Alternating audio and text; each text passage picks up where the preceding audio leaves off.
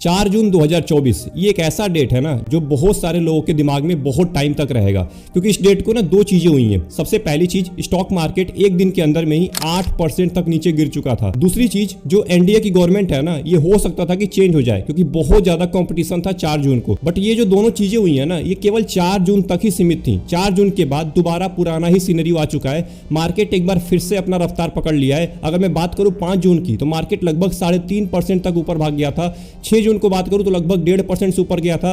And अगर 7 जून की बात करूं तो लगभग 2% के साथ मार्केट और ज्यादा ऊपर चला गया है। लगभग ऑल टाइम हाई को टच करने को आ गया है केवल 3 दिन के अंदर में 8% गिरने के बाद भी। और एनडीए की गवर्नमेंट दोबारा आ चुकी है। तो सबसे पहले हम ये फोकस करेंगे कि आखिर में एनडीए की गवर्नमेंट जो अपने मैनिफेस्टो में जिन जिन सेक्टर्स के ऊपर बात किया था, जिन पे वो ज्यादा फोकस करने वाली है 2024 से लेके अगले 5 साल तक, उसके ऊपर हम डिस्कस करेंगे कि आखिर में वो कौन कौन से सेक्टर हैं जिसमें आपको पैसा इन्वेस्ट करना चाहिए। और अगर आपका म्यूचुअल फंड उन सेक्टर्स में इन्वेस्ट करता है तो आपका म्यूचुअल फंड बहुत तेजी के साथ ग्रो करने वाला है, क्योंकि ऑब्वियस सी बात है। अगर मैं बात करूं सेक्टोरल म्यूचुअल फंड की, तो ये बहुत ज्यादा इंपॉर्टेंट हो जाता है यहाँ पे, क्योंकि सेक्टोरल म्यूचुअल फंड ना एक सेक्टर में ज्यादा पैसा इन्वेस्ट करता है। और अगर वो सेक्टर बहुत तेजी के साथ ग्रो करना स्टार्ट कर दे, उस पर गवर्नमेंट काम करना स्टार्ट कर दे, तो आपको लॉन्ग टर्म के अंदर में एक अच्छा खासा रिटर्न मिल सकता है। एंड अगर मैं बात करूं एक पर्टिकुलर कंपनी की, अगर आप किसी भी सेक्टर के पर्टिकुलर कंपनी जो पैसा इन्वेस्ट करते हैं, तो वो भी कंपनी कम से कम शॉर्ट टर्म के लिए बहुत तेजी के साथ ग्रो करेगी जब उसको कोई ना कोई टेंडर प्रोवाइड किया जाएगा गवर्नमेंट के द्वारा। फिर देर किस बात की, वीडियो को स्टार्ट करते हैं। अब देखिए, सबसे पहले हम बात करेंगे डिफेंस सेक्टर के बारे में। बट इससे पहले मैं आपको बता दूं कि यहाँ पे जो सेक्टर्स में बताने वाला हूं, आपको जिन भी सेक्टर्स के बारे में आपको बताने वाला हूं, 5-6 सेक्टर के बारे में बताने वाला हूं, इन सेक्टर के रिलेटेड जो भी कंपनीज है, एग्जांपल के तौर पे हम इंडियन रेलवे का एग्जांपल लेते हैं। तो इंडियन रेलवे में क्या होता है ना कि इंडियन रेलवे के इर्द गिर्द जो भी कंपनीज है वो भी ग्रो करेंगी। केवल रेलवे ही नहीं ग्रो करेगा, रेलवे के आसपास जो भी कंपनी है जो उसको सप्लाई करती है, जैसे मान के चलते हैं रेलवे के अंदर एक डब्बा बन रहा है, तो डब्बे को बनने में क्या क्या चीजें काम आने वाली हैं, वो सारी की सारी कंपनीज ग्रो करेंगी उसके साथ साथ। जैसे रेलवे ट्रैक बनता है, तो रेलवे ट्रैक किससे बनता है? लोहे से बनता है। तो जो भी आयरन वाली कंपनी है, आयरन सप्लाई करती है, वो भी उसके साथ साथ ग्रो करेगी। तो इस बात को जरूर ध्यान दीजिएगा कि रेलवे ही नहीं ग्रो करेगा, उसके साथ साथ जो भी उसको सप्लाई करने वाली कंपनीज है वो भी ग्रो करने वाली है। सबसे पहला सेक्टर है डिफेंस सेक्टर। अब देखिए, डिफेंस सेक्टर का नाम लेते ही आपके माइंड में एक चीज जरूर आया होगा जिसका नाम है मिलिट्री। जी हाँ, बिल्कुल सही सोचा आपने। अब देखिए, किसी भी देश के अंदर ना डिफेंस बहुत ज्यादा इंपॉर्टेंट हो जाता है। इसीलिए जो इंटरिम बजट हुआ है, इंटरिम यूनियन बजट, इसके अंदर ना लगभग 6.21 lakh crore ministry of defence को एलोकेट किया गया है, जो कि पिछले साल यानी कि 2023-24 के मुकाबले में लगभग 4.5% ज्यादा है। एंड बीजेपी की गवर्नमेंट आने के बाद जो ये फिगर आपको दिख रहा है ना 6.21 लाख करोड़ का, ये और ज्यादा बढ़ सकता है अगले कुछ सालों के अंदर में। अब देखिए, जो गवर्नमेंट है ना वो ये चाहती है कि एफडीआई को बढ़ाया जाए, मतलब कि फॉरेन डायरेक्ट इन्वेस्टमेंट, मतलब बाहर से इन्वेस्टमेंट लाया जाए डिफेंस सेक्टर के अंदर में। जब डिफेंस सेक्टर में बाहर से इन्वेस्टमेंट आएगा तो बहुत तेजी के साथ डिफेंस सेक्टर ग्रो करेगा। आपके स्क्रीन के सामने ये टॉप 5 डिफेंस सेक्टर है जिसके अंदर आपको पैसा इन्वेस्ट करने के बारे में सोचना चाहिए। अब यहाँ पे वो सेक्टोरल म्यूचुअल फंड निकल के आते हैं कि आखिर में वो कौन से सेक्टोरल म्यूचुअल फंड है जो डिफेंस सेक्टर के अंदर मैक्सिमम पैसा इन्वेस्ट करते हैं। तो ये रहे आपके स्क्रीन के सामने 5 डिफेंस सेक्टोरल म्यूचुअल फंड जिसके अंदर अगर आप पैसा इन्वेस्ट करेंगे तो आपका ज्यादातर पैसा डिफेंस सेक्टर में इन्वेस्ट किया जाएगा। दूसरा सबसे मोस्ट इंपॉर्टेंट सेक्टर जिसके ऊपर एनडीए की गवर्नमेंट बहुत ज्यादा फोकस करने वाली है, जिसका नाम है रेलवे सेक्टर। आप आज के टाइम पे भी देख सकते हैं रेलवे के ऊपर कितना काम किया जा रहा है। अगर आप एक रूरल एरिया से बिलोंग करते हैं, मतलब गांव वाले एरिया से बिलोंग करते हैं, और आपके आसपास से रेलवे ट्रैक बिलोंग करता है, तो आपने देखा होगा आज से 3-4 साल पहले कुछ नहीं था, आपके अंदर इलेक्ट्रिफिकेशन भी नहीं होगा। बट 3-4 साल के अंदर में बहुत तेजी के साथ काम किया गया है रेलवे के अंदर। अगर मैं बात करूं अपनी, तो मैं भी एक रूरल एरिया से बिलोंग करता हूं। अगर मैं बात करूं 3-4 साल पहले की, तो मेरे यहाँ सिंगल लाइन हुआ करती थी, मतलब सिंगल लाइन पे डीजल इंजन के साथ ट्रेनें चला करती थी। बट आज के टाइम पे ना डबल लाइन भी हो चुका है, एंड डबल लाइन के साथ साथ उनको इलेक्ट्रीफाई भी किया जा चुका है। तो इस बात को जरूर ध्यान दीजिएगा कि रेलवे के ऊपर सबसे ज्यादा फोकस है एनडीए की गवर्नमेंट का। अगर मैं बात करूं रेलवे सेक्टर की, तो इसको और ज्यादा मॉडर्न करने के ऊपर काम किया जा रहा है और इसको और ज्यादा एक्सपेंड किया जा रहा है। जितना ज्यादा एक्सपेंड होगा उतना ज्यादा लोगों के पास रेलवे पहुंचेगी, क्योंकि बहुत सारे ऐसे भी गांव हैं आज के टाइम पे भारत के अंदर जहां पे रेलवे की कोई सुविधा नहीं है। लोगों को बहुत दूर जाना पड़ता है रेलवे पकड़ने के लिए, ट्रेनें पकड़ने के लिए। तो उसके लिए बहुत ज्यादा आसानी हो जाएगी। एंड सबसे मोस्ट इंपॉर्टेंट, गुड्स ट्रेनों के लिए भी ऊपर काम किया जा रहा है। अब देखिए, गुड्स ट्रेन क्या होती है? जो मालगाड़ी होती है, अपने भाषा में मालगाड़ी बोलते हैं। तो गुड्स ट्रेन जो होती है ना, उनके ऊपर भी फोकस किया जा रहा है, क्योंकि पैसेंजर ट्रेन की वजह से ना गुड्स ट्रेन को ज्यादा प्रायोरिटी नहीं मिल पाती है। इसीलिए इनके लिए अलग से ट्रैक तैयार किए जा रहे हैं। अगर आप एक बड़ी सिटी से बिलोंग करते हैं तो आपको ये पता होगा कि गुड्स ट्रेनों के लिए ना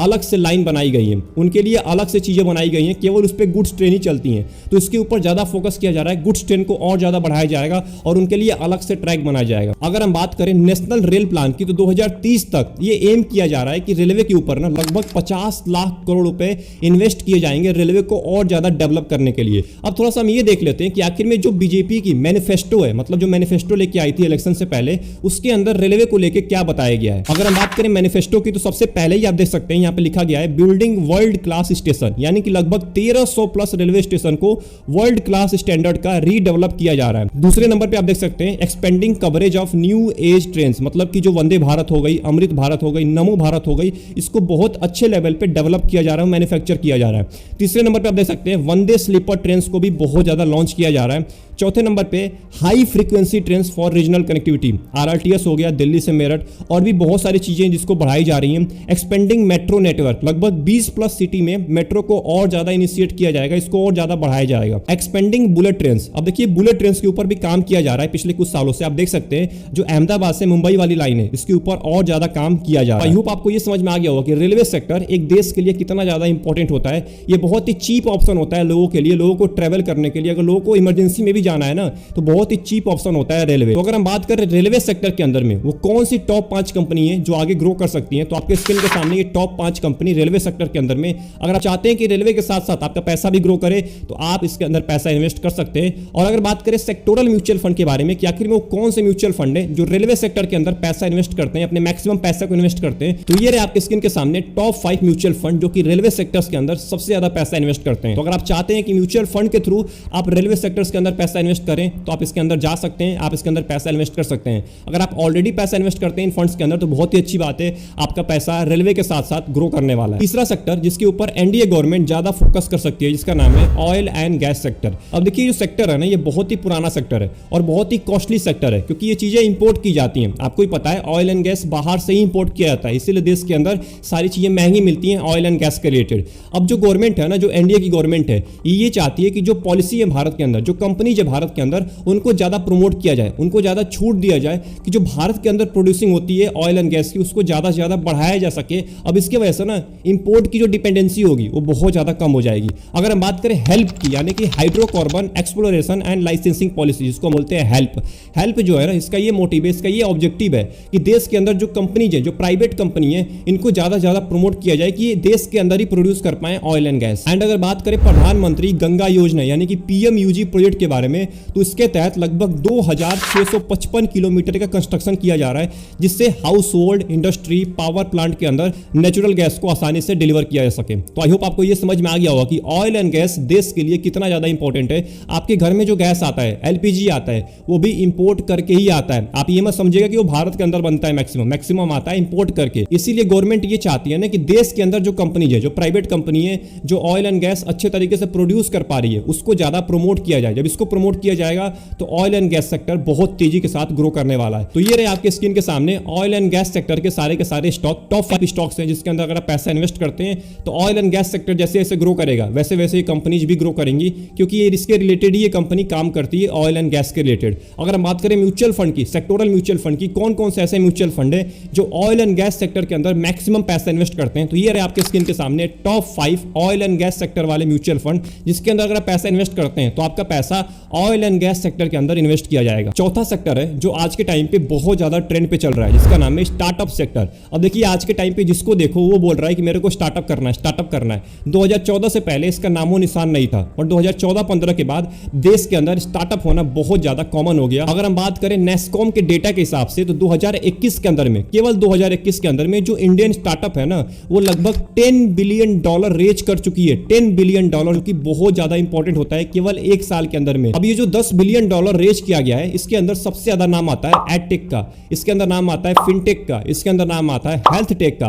अब ये जो टेक्नोलॉजी वाली कंपनी है ना, इनमें बहुत ज्यादा ग्रोथ देखा गया है। इसीलिए अगर आप डेटा उठा के देखेंगे पिछले 1-2 साल का, तो जो म्यूचुअल फंड टेक्नोलॉजी में पैसा इन्वेस्ट कर रहे हैं मैक्सिमम, उनमें बहुत ज्यादा ग्रोथ देखी गई है। इसीलिए जो बीजेपी गवर्नमेंट है ना, वो ये चाहती है कि जो स्टार्टअप्स है ना, इनके बिजनेस स्टार्ट करने में कोई भी प्रॉब्लम ना हो, ये आसानी से अपने बिजनेस को स्टार्ट कर पाए, इनको जल्दी से जल्दी अप्रूवल मिल पाए बिजनेस स्टार्ट करने के लिए, ब्यूरोक्रेसी है ना बहुत ज्यादा कम हो जाए। अगर हम बात करें World Bank ease of doing business, ये एक इंडेक्स है जो कि ये मापता है कि जो बिजनेस है ना वो कितना आसानी से स्टार्ट हो पा रहा है एक देश के अंदर में। तो अगर हम बात करें इस डेटा के हिसाब से, इस इंडेक्स के हिसाब से, तो 2014 के अंदर में जो भारत की रैंकिंग थी वो लगभग 142 रैंकिंग थी।